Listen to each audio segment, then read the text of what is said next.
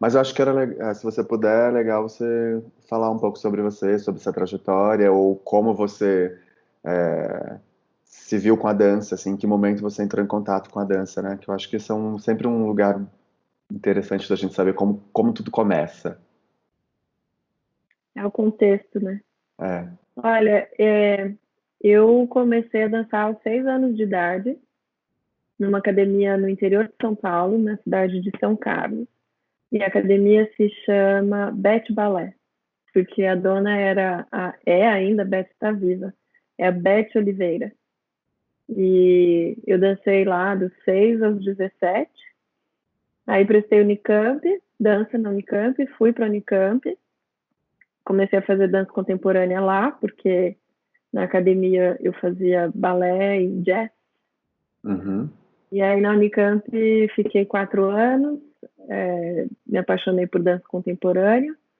No ano seguinte eu fui para Londres, ganhei uma bolsa. Na época o governo brasileiro dava uma bolsa para estudos avançados, eles chamavam, não precisava necessariamente ser pós-graduação, porque poderia ser um artista, por exemplo, formado em conservatório, que não tivesse um diploma de bacharelado e que fosse, de repente, fazer um curso de especialização. E eram 50 artistas no Brasil inteiro, da minha geração foram vários, né? O Cristo Duarte, o João Andreas, a Marina Carlos, esse só de São Paulo, teve gente do Brasil inteiro. E eu fiquei no Laban Center quase 2 anos e meio. Aí lá eu fiz uma especialização em coreologia, que são estudos de é, análise de laba, coreografia e técnica de dança contemporânea, fazer 1.000 outras disciplinas optativas. E depois fiquei para completar o mestrado. Aí eu voltei para o Brasil e comecei a trabalhar como artista da dança e mantive uma carreira como professora universitária. Dei aula em faculdades particulares, dei aula na FMU, na Belas Artes eu fiquei durante 13 anos, eu dava aula no curso de artes visuais lá, me Uhum. especializei na área de performance para Uhum. artistas visuais. E ao longo desse tempo, desde que eu cheguei de Londres em 2001, eu também mantive uma carreira artística. Então, eu me dividi, tanto em função de uma, uma facilidade que eu tenho assim, para pesquisa, eu gosto, eu tenho uma formação na minha casa também. Meu pai é professor universitário, minha mãe é professora, as minhas irmãs têm também mestrado, uma das minhas irmãs tem pós-doc, é professora universitária, então esse é um ambiente é, bastante conhecido para mim, assim, esse ambiente Uhum. da universidade. E fui fazendo minha carreira artística também. Então eu me dividia literalmente na metade, tanto em termos de horas de trabalho, quanto em termos até de renda. Né? Em alguns momentos eu ganhava um pouco mais como professora, um pouco mais como artista, Uhum. outras vezes isso mudava, e faz 2 anos que eu estou na Unicamp como professora, agora concursada, e mantendo meu trabalho artístico aliado à pesquisa e à docência. Uhum. Então, e desde que eu voltei para o Brasil, eu fiz muitos solos. Eu acho que ter feito tantos solos assim tem a ver com o fato de eu ter ido morar no exterior e depois pelo fato de que eu ganhei alguns editais com pouco dinheiro, né, pouca verba, era uma tradição assim na minha geração, as pessoas ganhavam primeiro editais pequenos e depois com o Fomento eu comecei a trabalhar em grupo, eu tive Fomento durante 6 anos, eu dirigi uma companhia chamada Companhia Perdida. Você consideraria que você tem uma pesquisa específica, assim? É um pouco complexo. Eu tenho que escrever um projeto de pesquisa como parte da minha carreira na Unicamp. Então, a cada 2 ou 3 anos, a gente tem que apresentar, eu acho que a cada 3 anos no meu momento de carreira. Depois, acho que é a cada 4, a cada 5, quando a pessoa evolui. A gente tem que apresentar um projeto. Então, o projeto que eu apresentei lá é um projeto a respeito de novas definições de coreografia pensando coreografia também em diferentes linguagens. Então, coreografia não só em dança, mas também em visual, em literatura, em texto, quer dizer, tentar expandir o pensamento, o conceito sobre o que seria coreografia para outras mídias, né, para outras formas. Novas definições de coreografia, você chama? Não, eu acho que a definição ela vem sendo pensada. Na verdade, não sou eu que formulei isso. Eu escrevi um artigo um pouco juntando as ideias de outras pessoas, de artistas e teóricos. Mas se a gente pensar na evolução do conceito, o conceito em 1700, quando se lançou a palavra pelo Fourier, no texto Coreografia, era escrita de movimentos através de sinais no papel. Uhum. Depois, quando a dança ocidental começou, a dança ocidental de dança cênica, né? Não a dança popular, a dança amadora, mas a dança cênica passou a ser muito complexa, era impossível. Então, a notação do Fourier era uma notação só de pernas, com um olho de pássaro, assim, de cima, né? Uma visão alocêntrica, que a gente chama. Uhum. E como ficou complexo demais, uma das ideias, né, a Jennifer Holman, que fala isso no livro As Danças de Apolo, que foi a tradução para o português, ela diz que a dança se tornou uma linguagem, como é que ela chama? Conservadora, pela necessidade de se manter as coreografias vivas, porque não tinha mais foco e não havia vídeo. Então, a única maneira de se registrar uma coreografia era passar de mestre para discípulo. Então, tinha que passar de geração. E ela também tem, essa não é a Jennifer Holmes que fala, é uma italiana, Márcia Portanova, o nome dela. E ela diz que talvez com a acessibilidade do vídeo, nem do vídeo, na época era filme ainda, de 16 milímetros, né? Mas nos anos 60, com a câmera, a coreografia pôde digamos, se livrar da sobrecarga que era carregar a sua história. Então, a história fica guardada na imagem, e então a coreografia passa a ser uma maneira de estruturar movimentos e uma maneira de organizar corpos. E também a teoria da relatividade acaba tendo um grande impacto, ou seja, em vez de pensar em termos Newton, movimento, em termos de gravidade, né, só, em encadeamento linear, então a coreografia começa a ser pensada como em termos relativos, assim como Einstein vai dizer, sempre espaços são relativos um ao outro. Eu fiquei, esses tempos atrás, assim, eu tô fazendo artes do corpo na PUC, né? Tô trancado, mas eu faço o curso. E fazendo a aula de História da Dança da Helena, depois de 10 anos fazendo profissionalmente dança e 20 anos trabalhando com dança, estudando dança, pesquisando dança, mais 10 trabalhando profissionalmente, eu consegui identificar de onde eu venho. Você falou da história da dança, assim, né? Eu consegui identificar de onde eu venho, porque eu comecei a fazer dança da maneira como eu entendo dança, apesar de eu fazer aula durante muitos anos, eu fazia uma aula pensando numa expressão corporal, numa atividade física que não era academia, uma manutenção de corpo, de físico e tal, até eu entender que falei, não, acho que isso aqui é o teatro que eu queria fazer, é a dança, não era teatro exatamente. E eu entendi, por exemplo, que eu venho do Steve Paxton e da Lisa Nelson, porque eu comecei a fazer dança, assim como eu entendo dança, com a Tica Lemos. Então, eu consegui chegar nesse lugar, assim, há 1 ano, 2 anos atrás, eu falei, nossa, aqui está a origem do pensamento que eu produzo hoje em dança. Você tem essa identidade em você? Eu acho que eu comecei a construir uma identidade, uma consciência de identidade depois que eu estudei coreologia de Laban. Ao mesmo tempo, quando eu trabalho com bailarinos formados na Unicamp, eu entendo tanto os corpos deles que eu acho que eu tenho também essa identidade. Então, porque para mim é muito mais fácil trabalhar, por exemplo, com quem saiu da Unicamp do que com quem saiu da PUC. Eu já tive essa experiência. Uhum. Então, eu acho que existe essa identidade na minha formação também.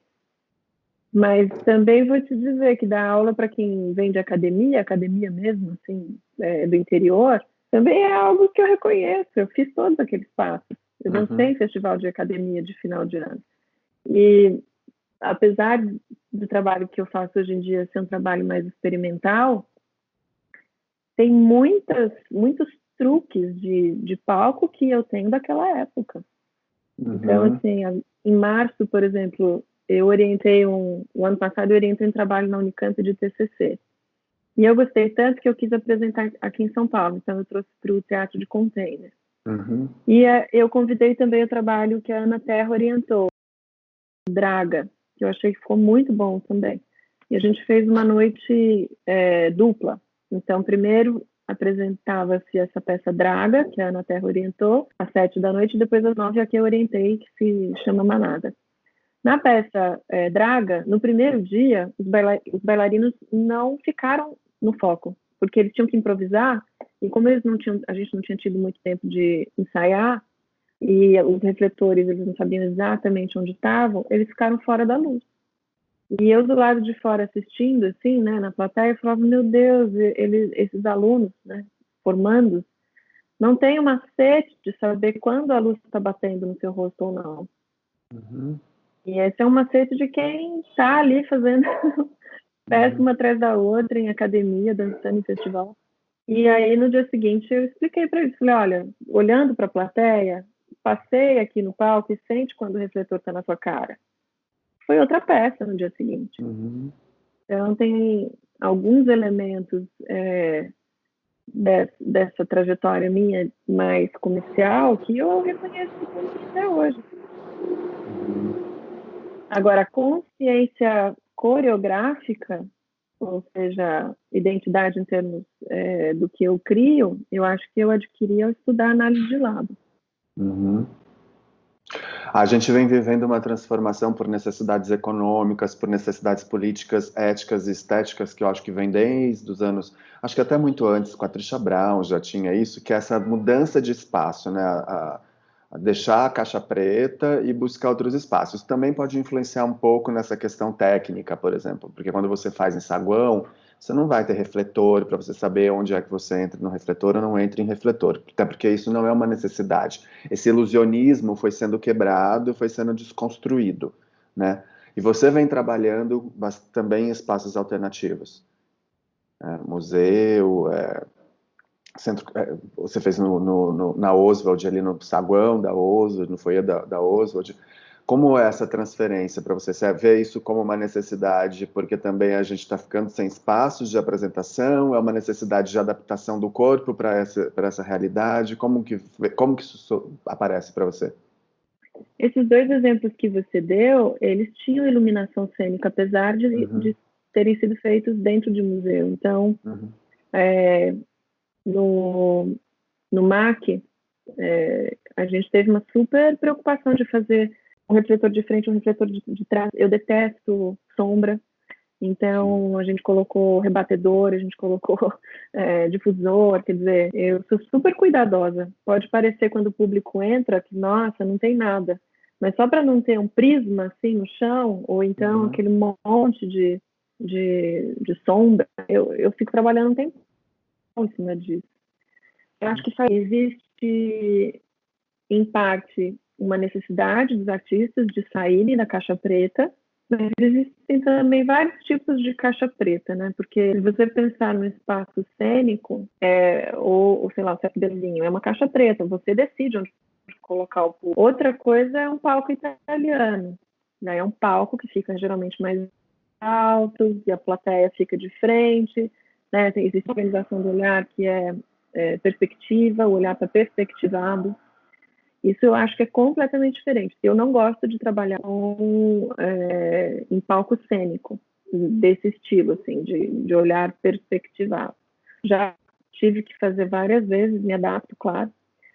Quando eu vou para o museu, a diferença no museu, galera, é que está tudo iluminado muitas vezes, né? Então, esse ilusionismo que levou séculos para ser desenvolvido, porque o equipamento teatral levou séculos para se desenvolver. Se a gente estuda assim, a arquitetura do teatro, o museu ele também levou muito tempo para se desenvolver, e o Museu Branco, o Cubo Branco, é uma invenção recente do modernismo, né? Quando a gente vai no museu antigo, seja o Louvre, seja o Museu de Belas Artes do Rio de Janeiro, são museus completamente diferentes. As paredes são vermelhas ou verdes, tem um quadro em cima do outro em toda a extensão da parede.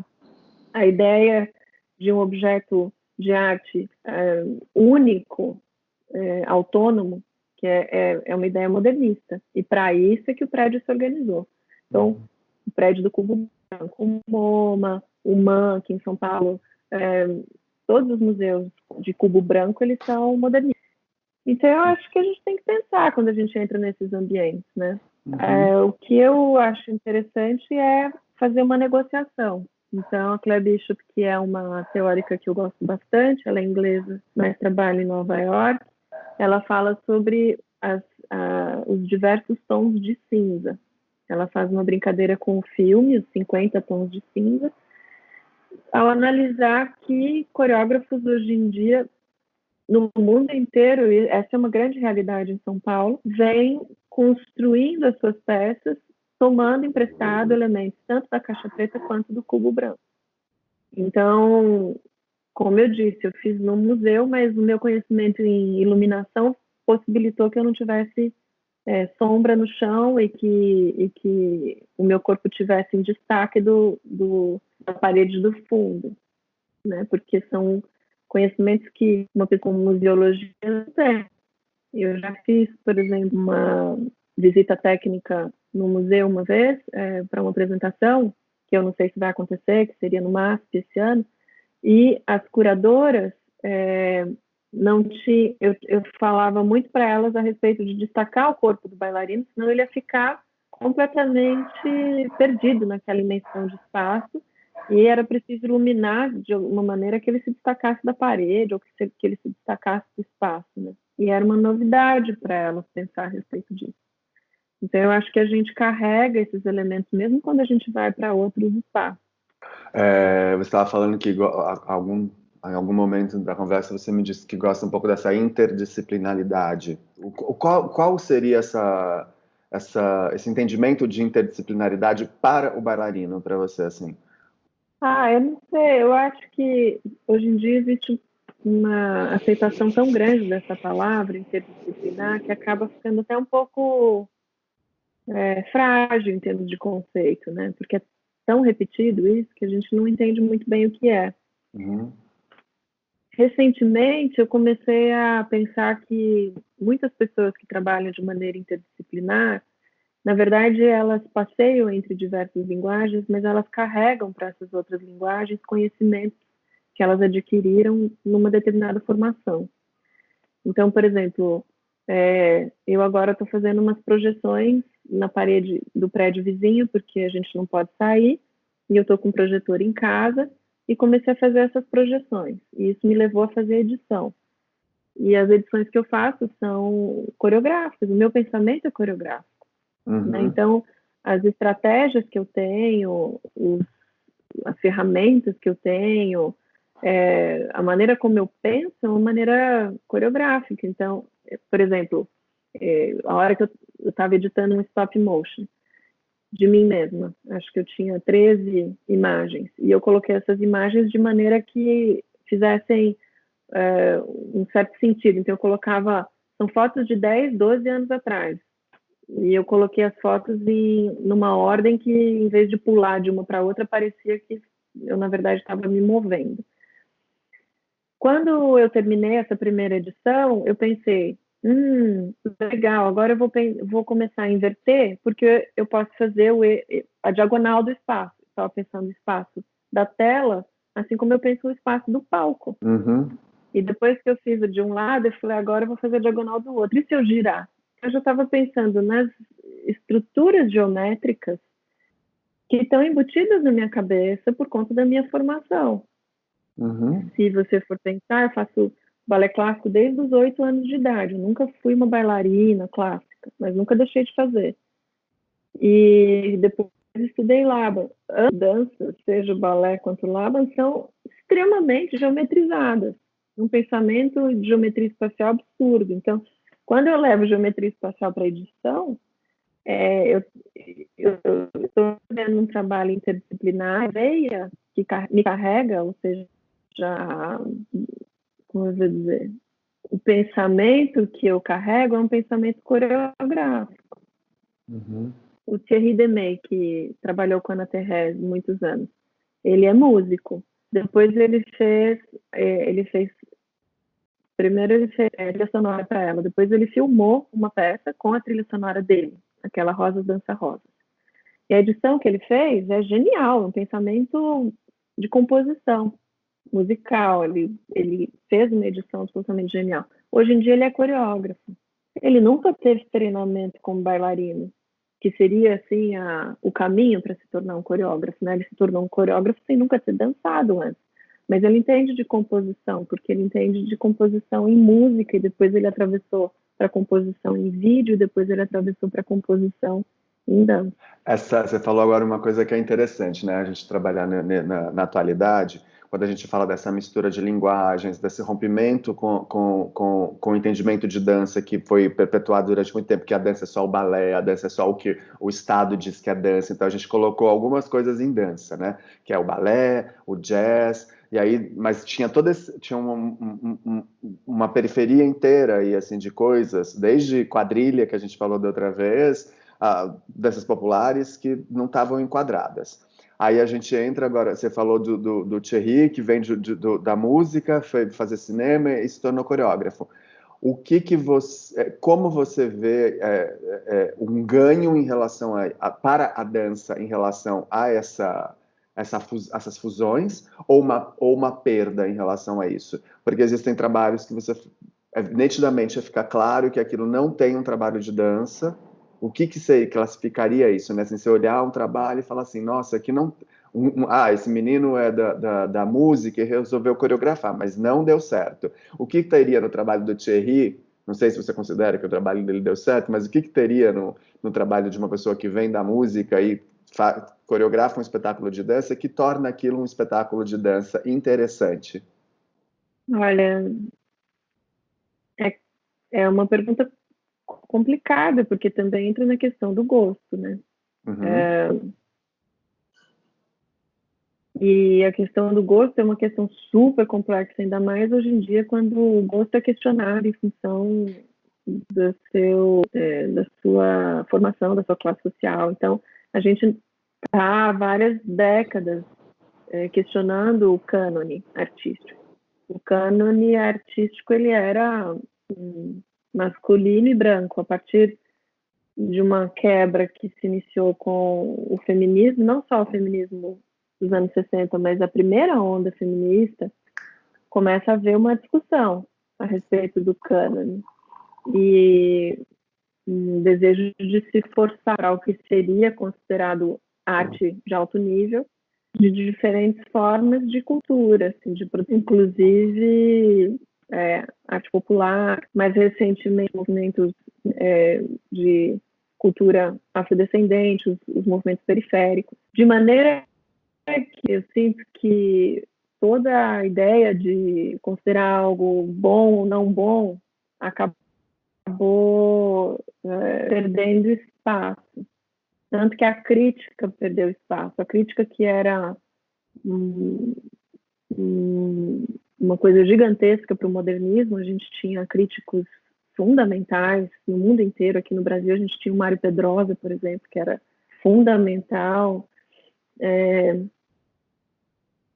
Ferreira Goulart, e hoje em dia a gente percebe que a gente não tem grande crítica.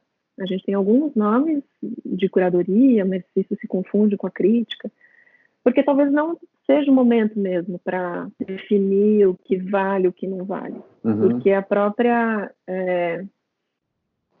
instância, o ponto de vista definidor acaba sendo um ponto de vista que invisibiliza outras formas de criação.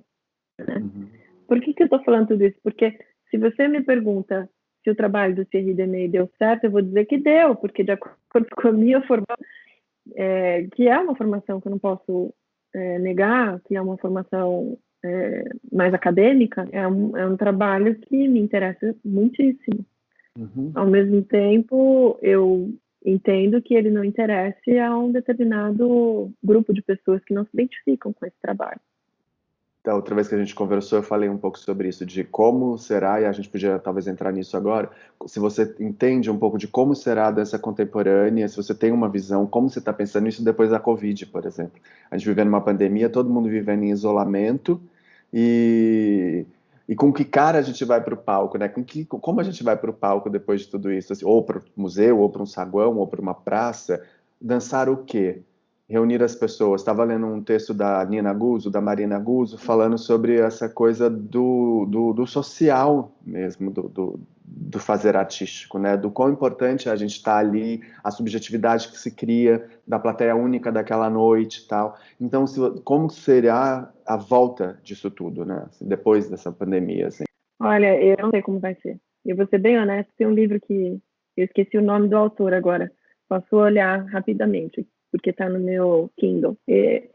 Eu adorei esse livro, ele se chama Super Forecasters. E, na verdade, foi uma pesquisa feita durante 20 anos com grandes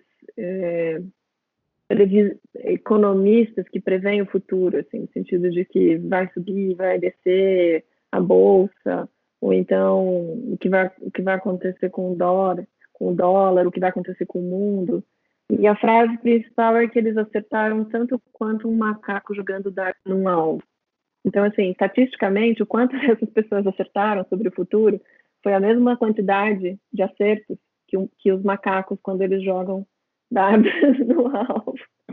Isso para dizer assim, que todo mundo que faz especulação a respeito do futuro vai errar, e os que vão acertar, muitas das vezes acertam por sorte, porque todo relógio marca 10 para as 2, pelo menos 2 vezes por dia, né?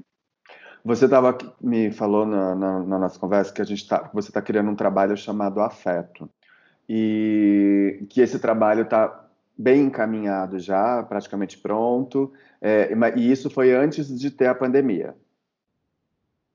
A pandemia te faz querer mudar coisas dentro desse trabalho? Esse isolamento, a falta de não encontrar com esses bailarinos, esse silêncio que rolou durante esses meses, assim, te faz querer mudar o trabalho? Ou o trabalho pulsou para você lá atrás e você fala, nossa, ele se torna até mais pertinente agora, porque também tem essa palavra, afeto, que é bonito. Na verdade, é no plural, é afetos. Afetos. É muito louco esse trabalho. Eu estou apaixonada por ele. Eu sei lá quando a gente vai estrear, mas ele tem um aspecto visual maravilhoso. Os bailarinos vão construindo máscaras um no outro. É a Thalita Florencio e o Gabriel Tugiese. A gente trabalhou muito juntos assim para começar a criar. A Maite Lacerda estava no início, mas ela precisou sair porque entrou no SESC como programadora. Então, eu, o Gabriel e a Thalita que trabalhamos o ano passado inteiro. Eu não sei se eu teria vontade de mudar, mas é um trabalho no qual os dois estão em contato o tempo inteiro. O tempo inteiro. Não só estão em contato, como a tinta do rosto de um passa para o rosto do outro. Eles usam bexiga que passa do corpo de um para outro. Eu acho que o elemento do que é nojento, né? A nossa noção de nojo vai mudar muito depois da Covid. A noção de que hoje em dia, não sei se você reparou, mas eu tenho uma prima que é pediatra, ela falou, ninguém está ficando doente mais. A gente sempre disse, ela como pediatra, que as férias tinham tidas. As crianças tinham que ter férias entre junho e julho e agosto, porque é o período seco e frio. E é o período em que elas ficam doentes, elas trazem a gripe para casa e elas passam gripe para os pais e para os avós. De fato, a minha família vivia gripada, minha mãe, minha sobrinha, eu, e aí ninguém está gripado, nem de Covid, nem de nada, ninguém está tendo nada esses dias. Eu acho que tem uma consciência de higiene que vai mudar. E a gente, como artista, também, como é que isso vai funcionar muito bem, porque eu lembro que, para mim, uma das minhas maiores dificuldades na universidade era porque eu tinha uma professora muito riporonga que falava para a gente massagear o pé da colega do lado, e eu achava aquilo um horror, sabe? Eu achava aquilo um horror. E depois, contato, improvisação e uma série de coisas, até que eu fui superando os meus nojos, né?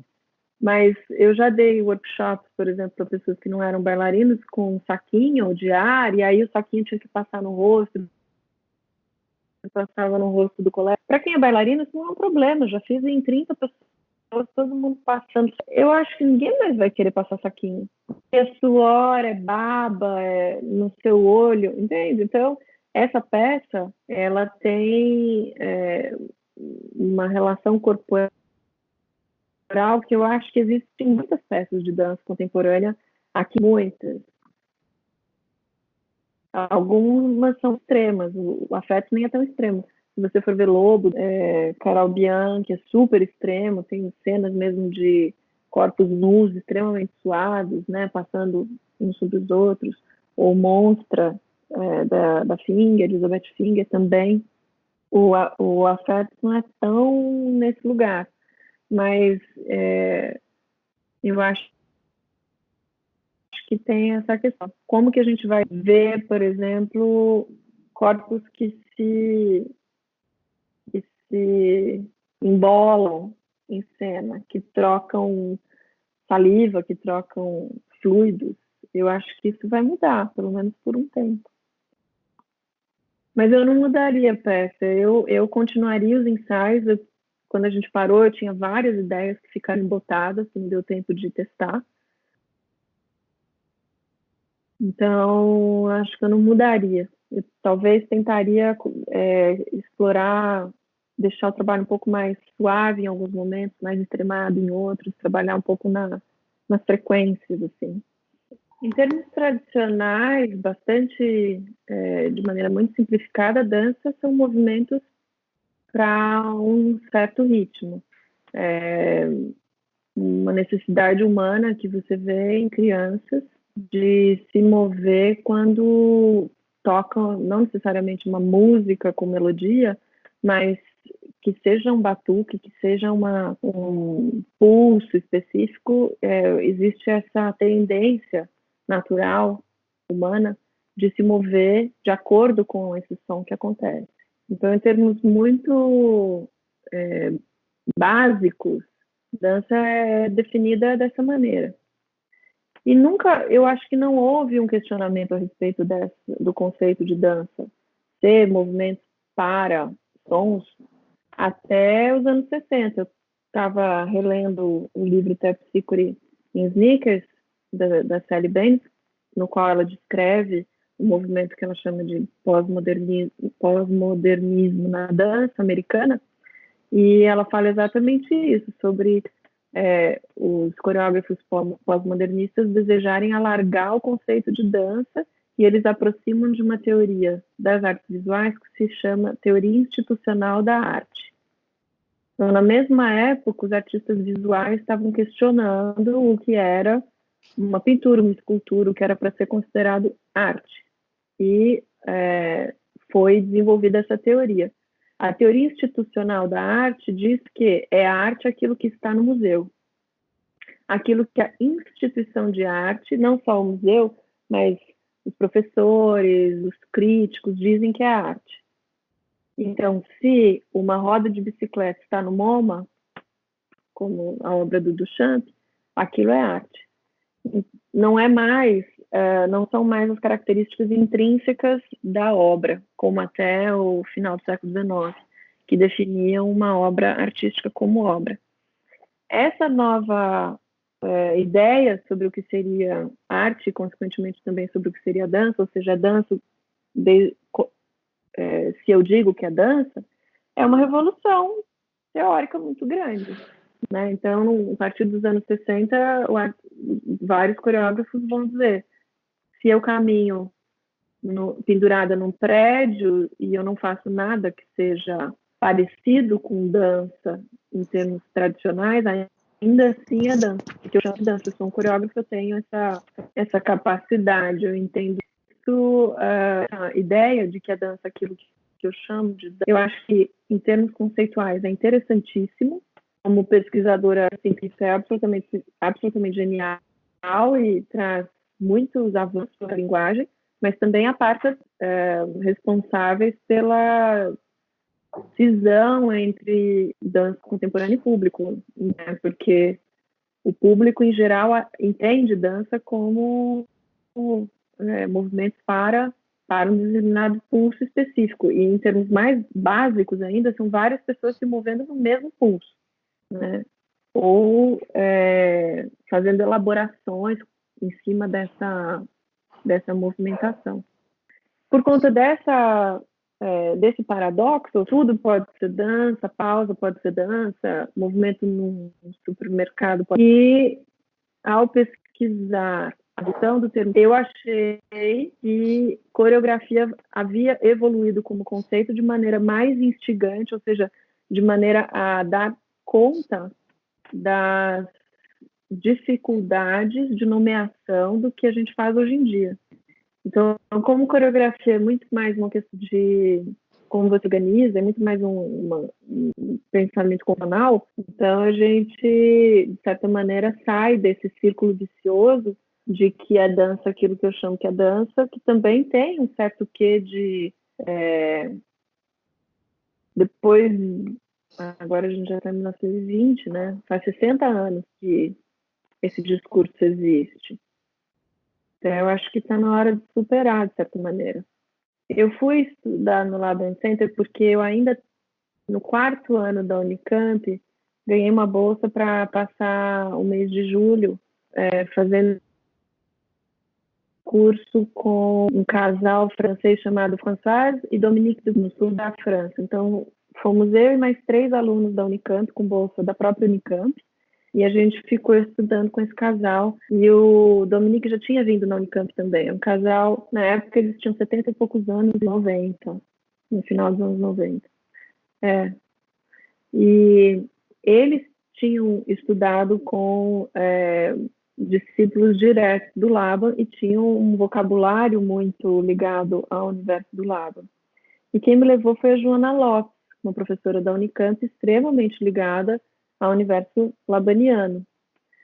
Então, quando eu me formei, e aí apareceu a oportunidade de visitar uma bolsa de estudos para ir para o exterior, eu queria ir para o Laban Center porque eu queria me aprofundar nisso, que eu tinha começado a estudar na Unicamp com a Joana, tinha estudado um pouco nesse curso no sul da França e tinha vontade de me aprofundar, de entender melhor, porque ele propõe uma metodologia de análise de movimento, um vocabulário, uma gramática. Se eu acho que ele continua atual, não, eu não acho que o Laban continue atual, acho que tem um engessamento do pensamento labaniano no Brasil muitas vezes. Eu lembro que uma professora minha falou para mim, a Valerie Preston Dunlop, que foi discípula direta do Laban, ela dizia que o Laban não podia ser colocado numa caixa, como se fosse no museu, assim, numa caixa de acrílico ou no formol, que a gente tinha que continuar o trabalho dele. Inclusive, quando a gente vai estudar Laban, a gente percebe que ele mesmo disparava as ideias, mas quem concluía as ideias dele, quem dava seguimento, eram os discípulos. Então, muito do que eu falo, que ela, na verdade, é o trabalho da própria Valerie, com quem eu estudei, ela que desenvolveu a ideia de usar a análise de Laban para improvisação e para composição. O Laban tinha uma ideia de... a Laban dele é muito rígida. E você leva muito tempo a fazer aquela notação. A Valerie falava, não, vamos fazer uma coisa bem mais suave e a gente vai brincar com os símbolos, escritos mesmo, e ver como que a gente vai improvisar com isso e tal. Então, a maneira como eu penso, Laban, tem muito a ver com esse desenvolvimento que ela fez. Agora, eu acho que dá uma acuidade visual e dá muito vocabulário. Eu penso que dança tem um problema grande de vocabulário. A gente empresta vocabulário, muitas vezes, de outras linguagens para explicar, seja de semiótica, de fenomenologia, de psicanálise, e a gente perde a oportunidade de usar palavras que sejam específicas da linguagem, e Laban faz isso. Então, se eu quero descrever um movimento, eu posso falar, esse movimento, ele é leve, ele é firme, ele começa firme e termina leve, ele usa o espaço de maneira proximal, ele usa de maneira transversal, ele usa de maneira periférica. Eu trabalho 3 sinesferas no mesmo corpo, então eu vou tendo palavras para nomear o que eu faço. Essa conversa sem fim que eu estou tendo com você, ela faz parte de um projeto em que eu coloco esse tema que é criação de solo, independência e autonomia criativa. Você fez bastante solo, você consegue relacionar ele a esse tema, esses solos a esse tema, assim, a necessidade do solo surgiu para você como, assim, como ele apareceu, você não queria trabalhar com outras pessoas, tinha vontade de trabalhar sozinha, ou foi por causa, você me falou lá atrás também dessa possibilidade dos editais que eram de baixo orçamento, então não dá para você trabalhar com tantas pessoas, como que surgiu o solo para você? Se é que ele te trouxe uma autonomia ou uma independência criativa ou não, como funcionou para você? Quando eu cheguei em Londres, eu tinha que fazer, era obrigatório. O primeiro trabalho na disciplina de coreografia era um solo. Então, eu fiquei no estúdio até sair alguma coisa. Na Unicamp eu não tinha feito solo nenhum. Durante toda a graduação, eu tinha trabalhado só em grupo. E eu trabalhava super bem em grupo. Esse primeiro solinho que eu fiz foi um remendo de movimentos da aula de técnica que eu costurei juntos. Mas eu gostei de ter feito e daí continuei. Eram poucos os estúdios, de maneira que os alunos tinham que criar todos juntos no mesmo estúdio. A gente não tinha horário de estúdio individual. Eu ficava no estúdio criando o meu solo junto com mais 20 alunos criando os solos deles. E eu tenho amigos até hoje dessa época. Tem um no Japão, tem outro na Suíça e a gente se fala até hoje. De forma que eu acho que nesse momento mais inicial foi uma criação bem coletiva, no sentido de que um dava ideia para o outro. E assistia, e a gente ficava o tempo inteiro, o que você acha desse movimento, e se eu fizer assim, se eu fizer assado? Então era uma troca muito rica. Mas eu ainda me lembro do segundo solo que eu fiz, o segundo estudo tinha 7 minutos, porque acho que isso é muito importante, a gente aprender a fazer aos pouquinhos, né? Eu fiz vários pequenos estudos, e era um estudo de 7 minutos, e eu me lembro da sensação de estar num estúdio, naquele momento eu estava sozinha, porque eu já tinha, acho que era o segundo trabalho, eu não sei por que eu consegui espaço sozinha no estúdio, mas eu me lembro da sensação de descobrir algo que eu nunca tinha sentido antes, de ter concretizado corporalmente um movimento que imprimia um estado interno meu. Eu me lembro muito claramente, até do movimento que era, assim. E nesse momento, acho que alguma chave abriu em mim. E a partir de então, eu comecei a me sentir muito bem no estúdio, sozinha, pesquisando o que fosse. Eu já aluguei um estúdio aqui em São Paulo uma vez, durante 5 meses fiquei lá. Era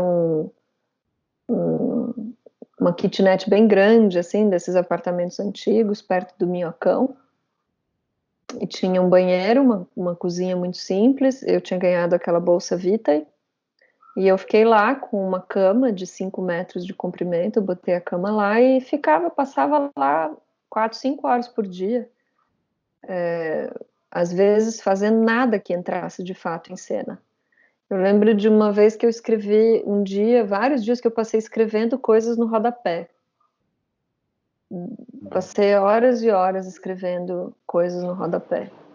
E depois de escrever essas coisas todas no rodapé, alguma imagem, às vezes depois de 3 horas, alguma coisa surgia que me dava a sensação de ser um movimento, uma imagem que tinham a impressão, ou seja, que não é que representavam, mas que materializavam, de certa maneira, ou o que eu estava sentindo, ou que me ajudavam até a compreender o que é que eu estava sentindo naquele momento. Quando você vai começar a criar, você parte de alguma coisa, tem alguma coisa que se repete para você do pontapé inicial, assim, um tema, um livro, um coreógrafo, uma música, tem alguma coisa inicial, assim, sempre que eu vou para uma sala eu começo com uma música, ou tem um tema, ou um movimento, um tipo de movimentação, tem alguma coisa que se repete, assim, esse mote inicial, assim, tô com vontade de criar em cima disso, ou ele vai mudando conforme as criações? Ele muda muito, muito. Eu já fiz trabalhos com temas específicos, muito em função de ter que escrever projetos. Então, vou fazer um trabalho sobre a Lady Macbeth, vou fazer um trabalho sobre tal personagem. Mas eu acho que nos meus melhores trabalhos eu comecei sem um tema específico. Às vezes eu tenho uma área, assim, uma região, um campo de pesquisa, e no início eu simplesmente vou explorando esse campo, digamos, até que alguma coisa nasça nessa área e comece a ditar o processo num diálogo. Eu não sou o tipo de artista que vá criando, criando, criando para depois, no final, editar, juntar as cenas, pensar o que entra e o que não entra. Eu nunca consegui criar assim. Não gosto de trabalhar assim. Eu prefiro ficar um tempão perdida, às vezes sem foco nenhum, até achar alguma coisa interessante. A partir daí eu começo a mergulhar e mergulhar e trabalho de uma maneira bem aprofundada, bem continuada e profunda nesse assunto, nesse elemento, nessa textura, nessa sensação, nessa visualidade que surgiu. O curso de psicanálise interferiu muito no teu trabalho? Não muito. Eu fui fazer o curso de psicanálise já bem mais velha, né? Então, eu já estava com, acho que 38, quando eu fui fazer. O meu trabalho artístico já estava bem avançado. O que acontecia de engraçado, e acontece até hoje, é que eu tenho amigos do curso de psicanálise que pedem os meus trabalhos para eles analisarem em aula. E o último foi muito engraçado, porque minha amiga falou, posso trabalhar, pegar a tua peça, Eu, Elas, para falar sobre masoquismo? Então, o que eu sinto é que eu fiz um curso de psicanálise que eu não terminei, mas o foco era freudiano e kleiniano, que é Melanie Klein. E estudei um pouquinho de Bion, que é discípulo da Klein, mas muito pouco. Então, eu não entrei em Lacan, nem outras áreas da psicanálise. A gente tem um pouquinho de André Green, mas, enfim, o forte foi Freud e Klein. O que eu percebia no curso é que existia uma forte inclinação a se pensar que arte e loucura passeiam pelos mesmos universos e que o artista tem a capacidade de transitar e um acesso ao inconsciente muito mais livre do que as pessoas que não são artistas. Existe uma dificuldade muito grande do ponto de vista do analista, eles falavam sobre isso muito, de identificar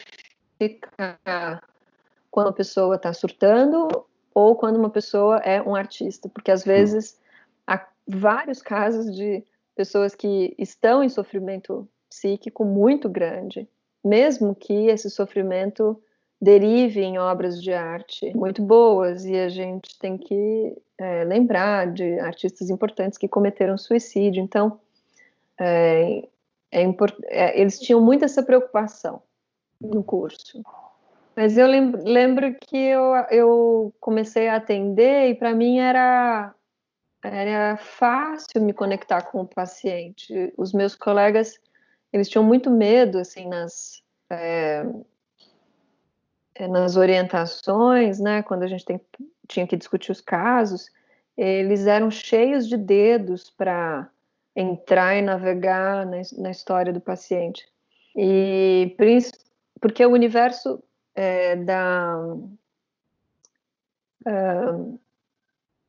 como é que me fugiu o nome? Você tem a transferência, né, que é, digamos, uma certa paixão do paciente com relação ao psicanalista, e isso é fundamental para o trabalho analítico. Mas existe a contratransferência, que o Freud nunca escreveu sobre a contratransferência, o Bion escreveu um pouco, e é muito perigosa. É uma certa onipotência do analista de achar que está de fato entendendo, analisando. O Bion falava de conversar inconsciente para inconsciente, né? E isso é um pavor absoluto para algumas pessoas. E eu não achava pavoroso, eu achava isso genial, assim, eu entrava numas viagens nas sessões, com o pouco que eu pude atender, assim. Então eu fiquei muito triste de parar o curso. Foi uma decepção muito grande ter que parar. Porque eu acho que esse lugar de uma certa fissura pro inconsciente, que é onde está a nossa selvageria, né? A gente, pelo menos em termos da teoria freudiana, a gente passa a vida inteira tentando recalcar, e isso é necessário, porque senão a gente surta, né? E a cabeça de um psicótico é uma mente que não recalcou. No pensamento freudiano é isso, que não conseguiu recalcar. E é terrível. Imagina você viver num lugar onde você não discerne entre realidade e ficção, nem assim entre o que é a visão, entre o que você está vendo e o que você está imaginando. É um estado de muito sofrimento. Mas eu acho que desde desse momento, assim, lá, quando eu criei esse solinho no qual eu senti que eu estava acessando algum lugar muito profundo meu, eu venho fazendo isso. Então, eu estava navegando muito bem no curso de psicanálise. Você tem um dos solos, o Eu Elas, que você faz há muitos anos? O Eu Elas, ele estreou em 2016, mas o material que eu uso de base para o Eu Elas, ele é de 2005. Então não é o mesmo solo.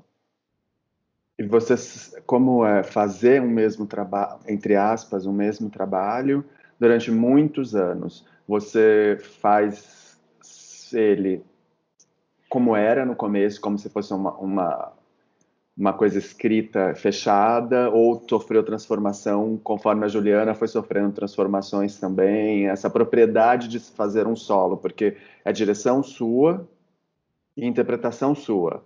Então você tem uma certa propriedade para navegar e transformar ele em outras coisas, caso isso te interesse, ou você perca uma certa pulsão de desejo daquele trabalho.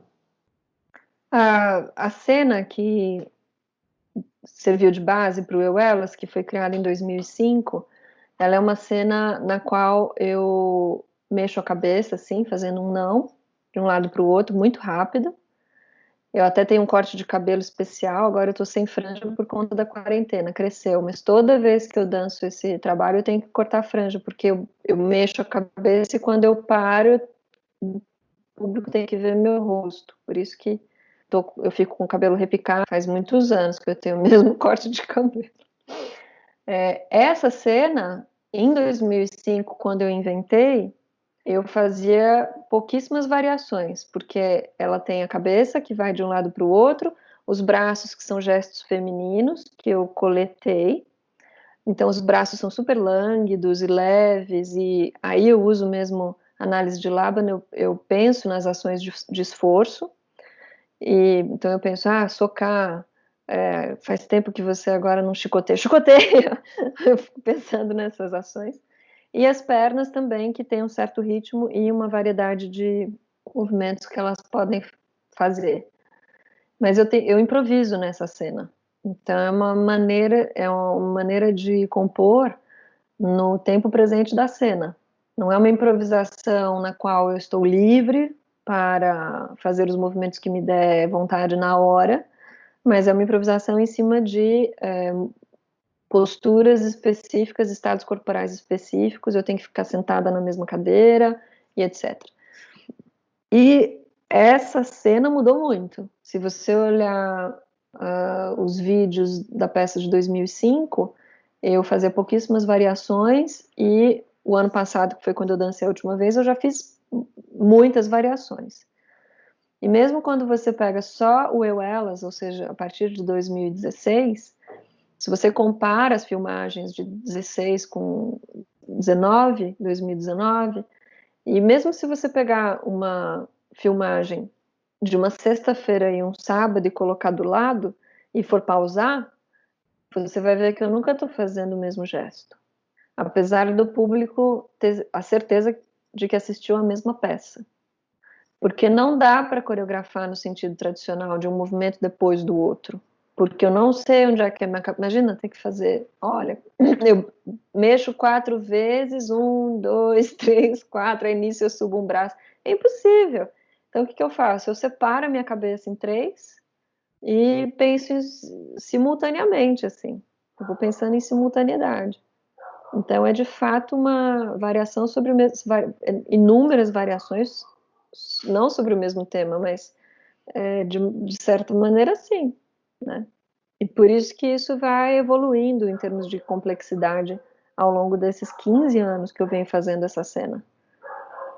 Eu consigo fazer por mais tempo, no início eu fazia por pouco tempo, eu consigo brincar muito mais, no início eu fazia como um robozinho, hoje em dia eu brinco muito mais com a cena, eu vou incluindo coisas novas, hoje em dia eu trabalho com voz no meio da cena, eu faço gestos de rosto, barulhos, eu não uso voz no sentido de cantar nem de falar, eu fico fazendo barulhos.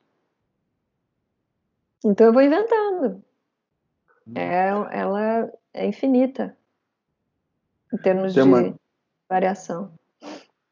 Tem uma discussão bastante forte sobre a questão do desaparecimento do público, né? Que o público tem cada vez menos frequentado dança, se você ou artes do palco no geral, assim, né? Se você for pensar nos teatros dos anos 60, em que se vivia de bilheteria, o TBC que vive de bilheteria, e outros teatros, a gente tem um contínuo desaparecimento do público, que disse um pouco pela editalização dos espetáculos, um pouco pela questão de ter sido ambígua, inclusive, de ter se parado de cobrar ingresso, e esse parar de cobrar ingresso acaba provocando uma desvalorização do que está sendo oferecido gratuitamente.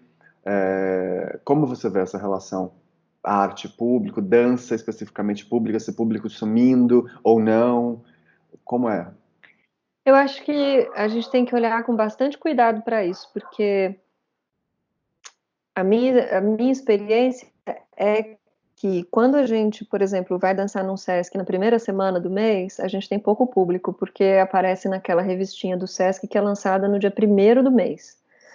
E é a única fonte de informação, né? Então existe um problema gravíssimo de programação no Sesc, que é deixar a divulgação para a última hora.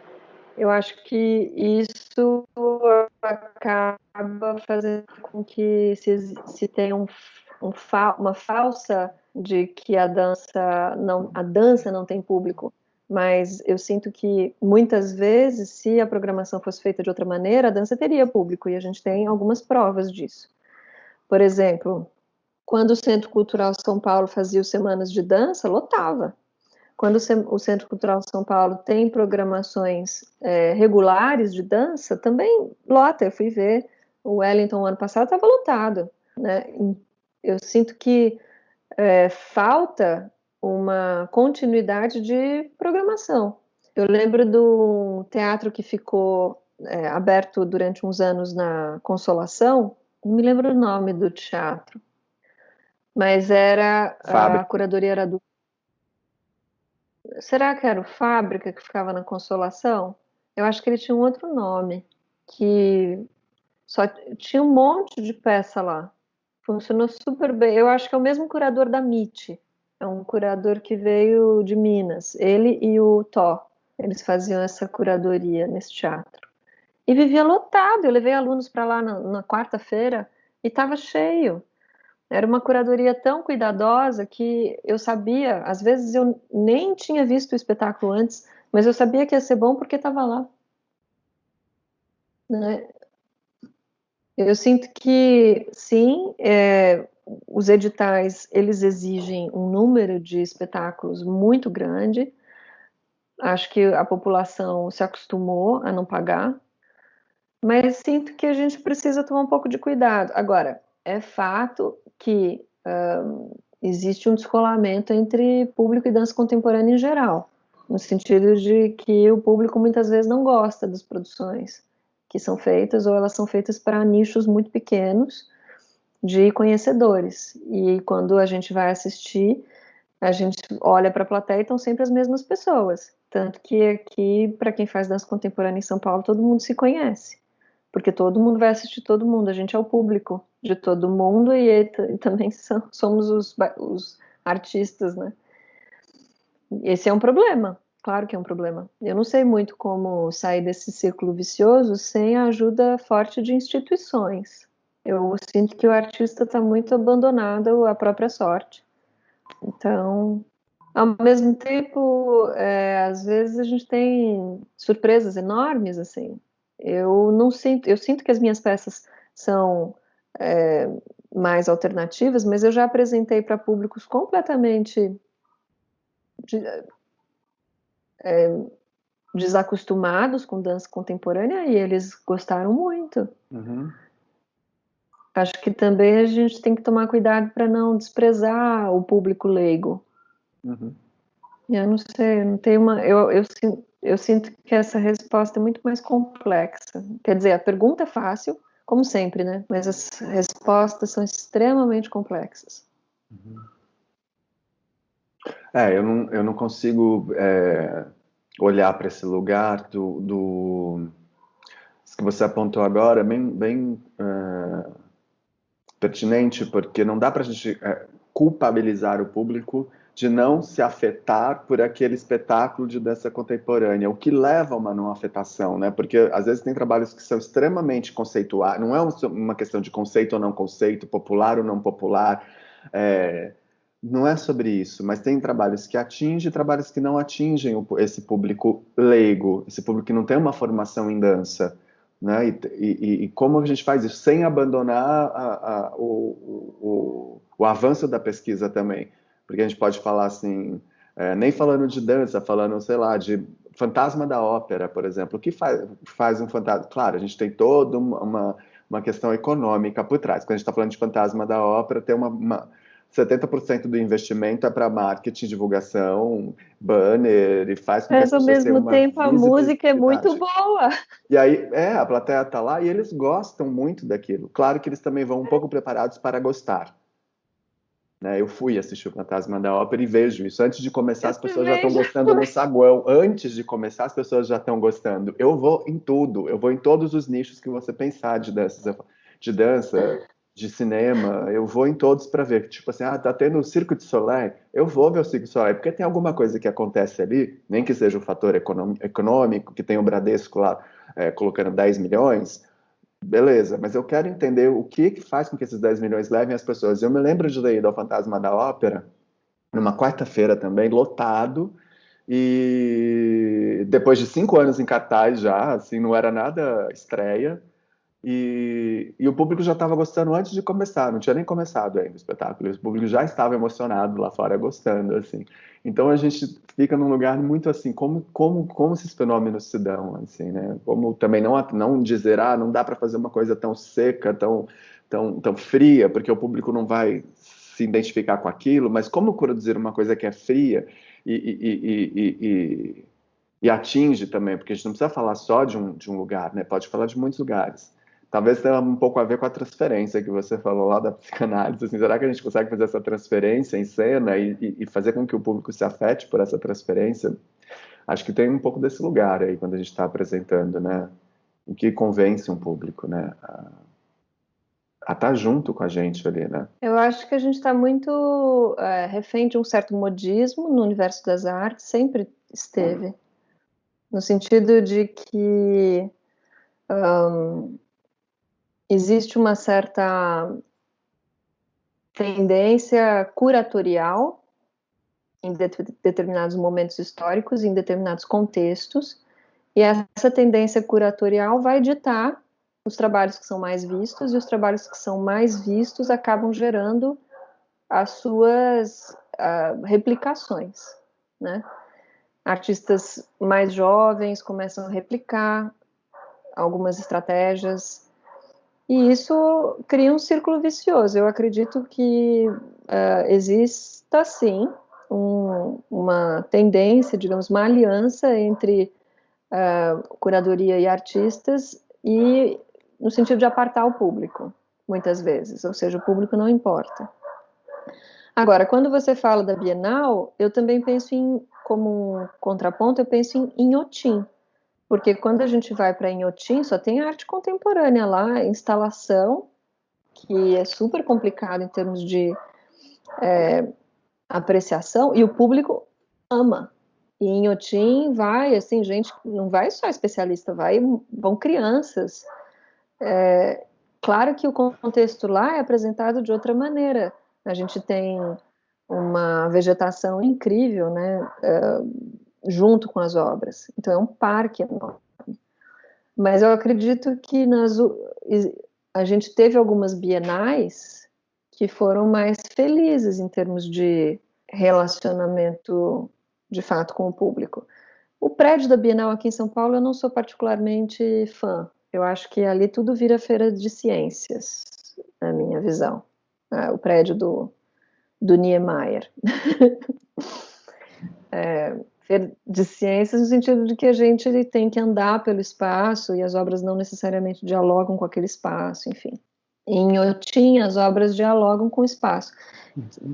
Estou falando isso porque são públicos parecidos, no sentido de que públicos não necessariamente especialistas nos dois ambientes, que têm uma experiência oposta, num ambiente de desidentificação, que muitas vezes dá origem a uma certa raiva, uma sensação de diminuição de autoestima, porque não entendeu, uma certa até violência em direção aos artistas, e em Inhotim o contrário, uma sensação de identificação com as obras, de que se sentiu bem tratado, de que teve uma experiência de fato e que está saindo de lá mais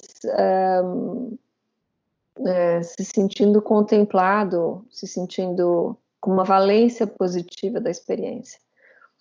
Então eu não sei, bom, desculpa, é isso. Eu acho que tem uma coisa importante da gente pensar, e aí talvez a gente tenha uma situação de suporte financeiro, tanto para o estudo, para a pesquisa e para a experimentação e criação em dança muito, muito restrito. A gente pode ver por esse último fomento, em que a gente teve 70, né, o primeiro semestre de 2020, a gente tem 70 inscritos para 10 contemplados. A minha experiência foi que o meu trabalho teve muito interesse, assim, de curadoria e público dos meus 25 até os meus 36 anos, depois 36, não, depois bem menos, tanto que eu não ganho fomento há muitos anos.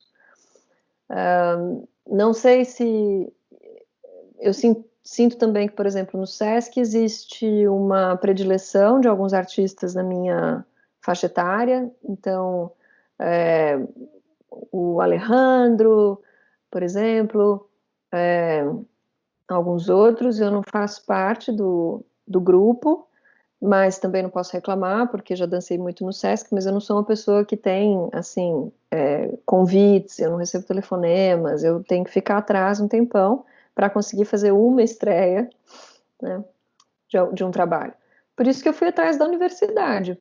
Eu nunca deixei a universidade, eu dava aula em meio período, na Belas Artes, e quando surgiu o concurso na Unicamp que eu sentia que tinha o meu perfil, eu prestei.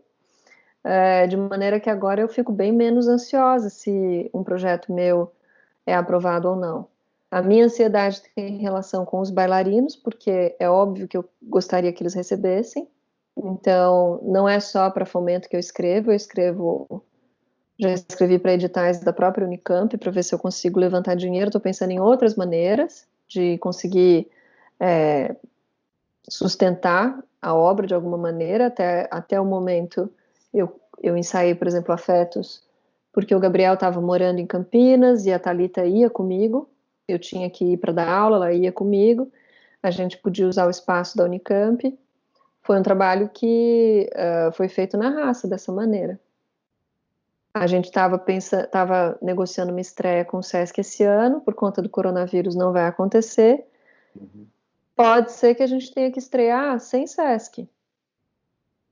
Eu estou pensando em maneiras de conseguir levantar algum dinheiro através de pagamento de bilheteria. Não sei exatamente como ainda.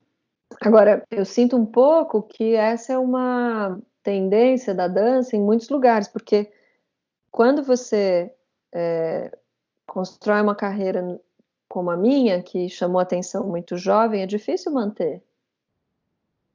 É difícil se manter o tempo inteiro fazendo trabalhos bons que chamem atenção. Eu não acredito que os meus trabalhos sejam sempre muito bons. Eu acho que eles são muito variados. Eu não considero todos os meus trabalhos bons. Muitas coisas que eu fiz eu gostaria de ter esquecido que eu fiz, para ser bem honesta. Alguns não, alguns eu acho que são muito bons, que eu vou continuar fazendo. Mas é difícil manter uma carreira. Mas essa oscilação, eu sinto, Ju, que ela é importante, especialmente se você está na pulsação, porque a vida, ela é assim, né? Eu tô dando super certo agora, mas chega uma hora que você vai até 11 meses dando certo, no 12º dá meio errado, né? E aí você vai aprendendo com o errado. Então, a gente, para construir um trabalho, para poder ter uma pesquisa contínua, a gente também precisa de uma hora ter essas possibilidades de frestas, de experimentação e compartilhamento dessa experimentação que não está dando tão certo, para que você possa pensar outras possibilidades dessas experimentações. Então, a gente não pode dar certo o tempo inteiro, e o não dar certo faz parte da pesquisa. Faz parte da pesquisa econômica de todas as outras coisas. Cria-se vacinas que não dão certo, criam-se computadores que não dão certo, criam celulares que não dão certo. E a próxima geração desses materiais são reformulados, porque eles descobriram que a câmera não era tão boa, porque descobriu que o microfone não está funcionando, porque descobriu um monte de coisa. Então, por que a gente não pode, como artista, criar um trabalho que não deu tão certo, e aí o próximo você põe uma trilha que funciona melhor, ou era com 2 bailarinos, põe 3, ou era com 2 bailarinos, tira 1, porque era para ser um só. Né? A gente também deveria ter essa possibilidade do não acerto. Né? Eu concordo com você, mas em termos econômicos, o trabalho do cientista é diferente do nosso, porque muitas vezes, aliás, existem vários estudos falando sobre isso, que os grandes insights, as grandes descobertas foram marcadas pelos governos. GPS foi uma pesquisa, se não me engano, não me lembro, mas acho que é alguma coisa do governo americano para a guerra, alguma coisa assim. Uhum. Então, eu nunca fui, apesar de eu adorar ser artista, eu nunca gostei da vida insegura do artista.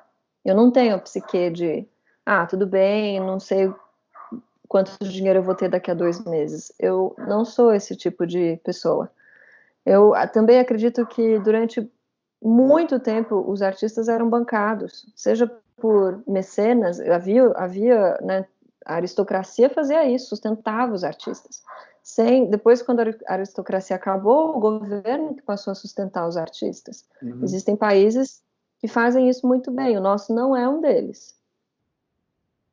De maneira que eu precisei achar uma maneira para que eu conseguisse me manter. Eu não sou de uma família pobre, mas também não sou de uma família rica, que possa me dar uma mesada mensal, sabe? Eu preciso pagar minhas próprias contas, e para pagar minhas próprias contas como artista, estava dando certo durante um tempo. Eu nunca fiz isso 100%. Eu sempre dei aula para manter pelo menos metade da minha renda como tendo um fluxo contínuo e fixo. E agora 100% da minha renda vem disso, porque eu não tenho a psique organizada para o desamparo dessa maneira. Eu não consigo viver na precariedade econômica. Isso me adoece, eu fico péssima. Então, eu tive que organizar a minha vida no momento em que eu percebi, olha, estou fazendo 40 anos e não vou conseguir dançar durante muito tempo. Em primeiro lugar, porque eu estou cansada, meu corpo às vezes eu me machuco, demora muito mais tempo para melhorar. Comecei também a ficar de saco cheio de ficar machucada, porque ficar em cena fazendo solo, nossa, os meus solos são terríveis para o meu corpo. Eu não pediria para ninguém fazer o que eu faço comigo.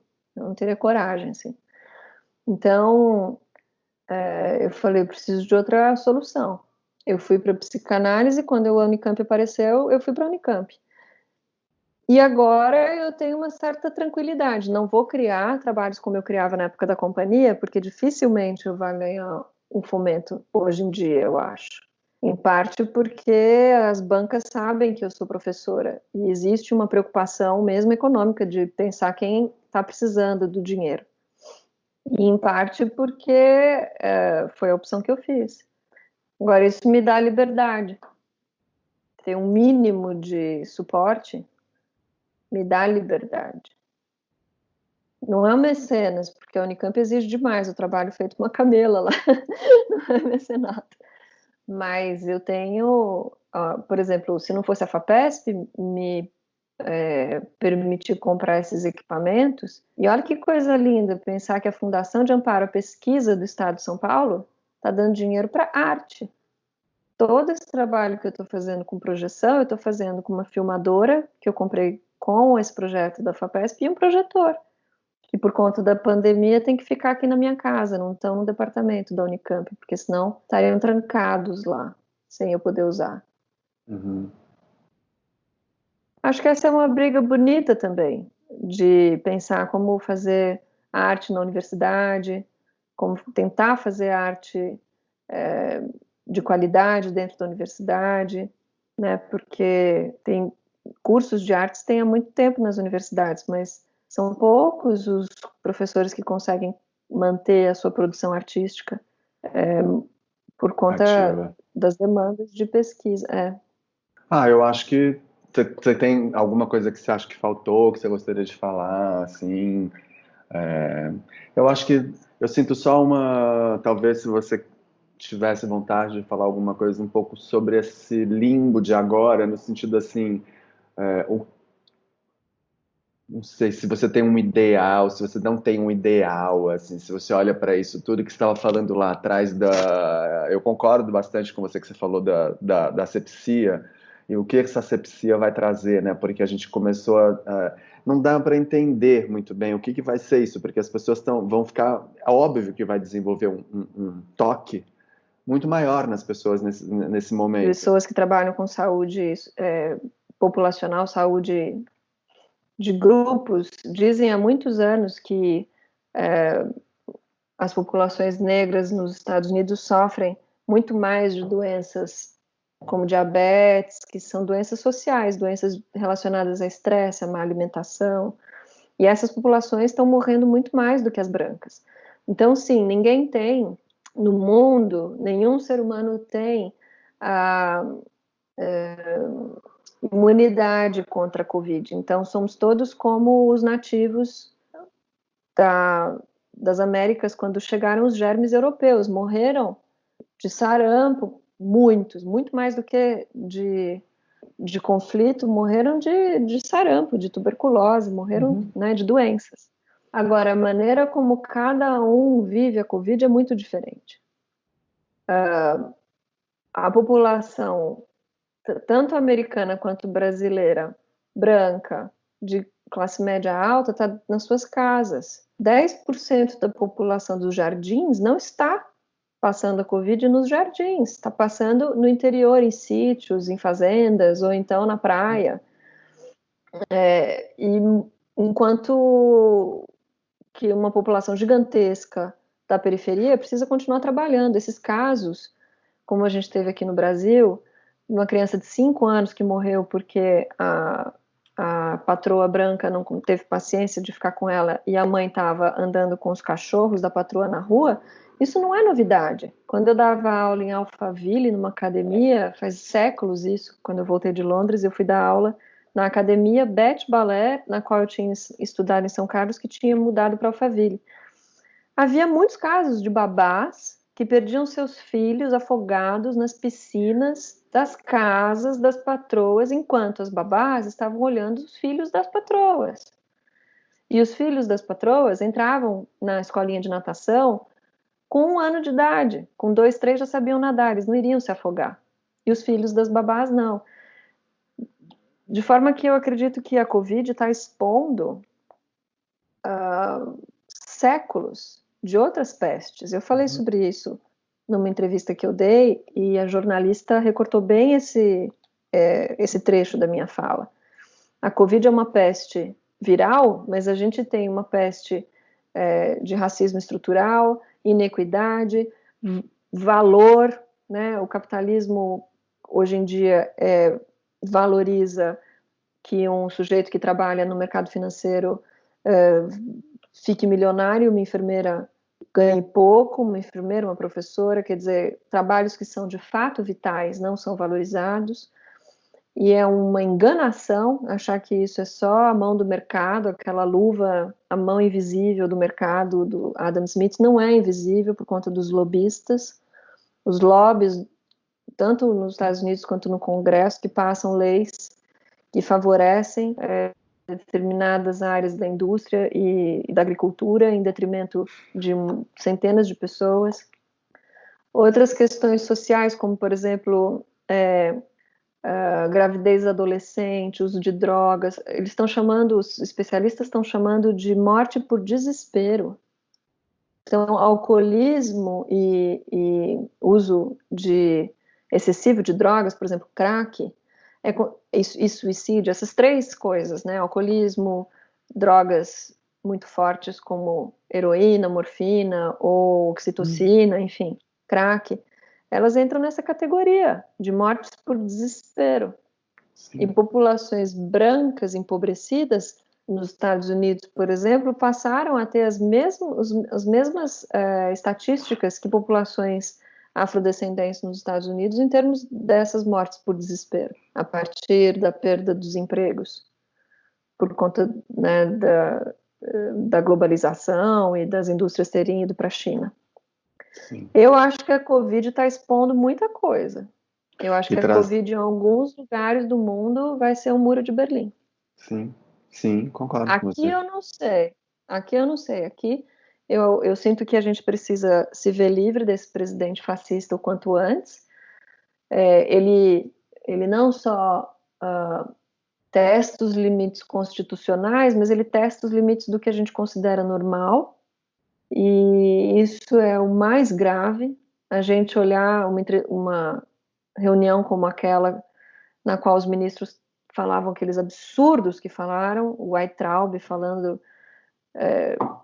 que, enfim, não quero nem lembrar, e a população acha normal. Quer dizer, ele vai ampliando os limites da ética, ampliando os limites do decoro, ampliando os limites do respeito, até o momento em que a gente também não vai mais saber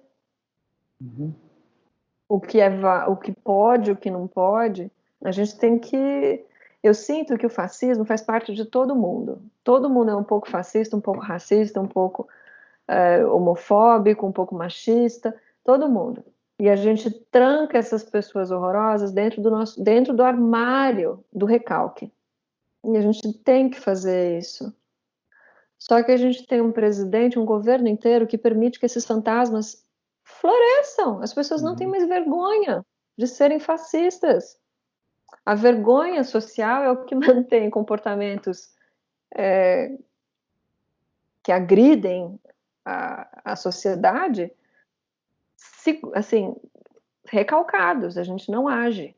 O contrato social é isso. Eu não vou fazer tudo que me dá vontade, porque se eu fizer tudo que me dá vontade, eu vou perder muitas coisas socialmente. Ótimo. E se a gente perde isso, a gente vai para a selvageria. A gente vai para a selvageria. O Freud escreveu um texto maravilhoso, Mal-Estar na Civilização. Ele vai dizer que o mal-estar é necessário, é como uma moeda de troca. A gente não vai conseguir viver todos os nossos desejos, porque eles não são socialmente aceitáveis. Eu tenho vontade, às vezes, eu já tive vontade. Claro, se você se permite olhar para o seu inconsciente, você vai ver coisas horrorosas, desejos de morte mesmo. Gostaria que essa pessoa morresse, mas você não age. Você não age. Eu gostaria de poder falar. Para isso você sonha que você falou, você não fala. Né? Esse é o contrato social, mas se não existe a vergonha, não existe o recalque. Se não existe o recalque, não existe civilização. O que existe é barbárie. Sim. É uma Eu lembro loucura. que quando eu morava na Inglaterra, eu achei muito interessante a observação. Eu acho que foi o meu professor de sociologia, lá, sociologia da dança, ele que falou isso, que depois da Segunda Guerra Mundial, durante a Segunda Guerra Mundial, morreram os filhos dos pobres, porque os filhos dos ricos, eles iam já em cargos muito altos do exército, muitas vezes porque eles saíam eles chamam de Oxcam, né, que é Oxford mais Cambridge. Então eles já saíam oficiais, e pouquíssimos oficiais morreram na Segunda Guerra. De forma que havia uma sensação de que a distribuição econômica de renda era justa, porque os ricos não tinham morrido, os pobres tinham morrido. Então, o bem-estar social era uma divisão econômica das perdas. Percebe? Eu achei isso genial, eu nunca tinha pensado nisso, vindo do Brasil, que nunca teve contrato de bem-estar social. Acontece que já faz muito tempo. Em alguns lugares, essa memória permaneceu, como na Alemanha, na Bélgica, alguns países mantêm o seu contrato, principalmente na Escandinávia. Outros esqueceram completamente. Por que eu vou continuar dividindo o meu dinheiro com uma geração que, na verdade, a terceira ou quarta depois da Segunda Guerra, ninguém morreu mais. Então, não existe mais o trauma coletivo que justifique a distribuição de renda. E daí parece que a gente está voltando para o século XIX, quando as pessoas iam para casas assim dos que não tinham para onde correr, eles iam para essas casas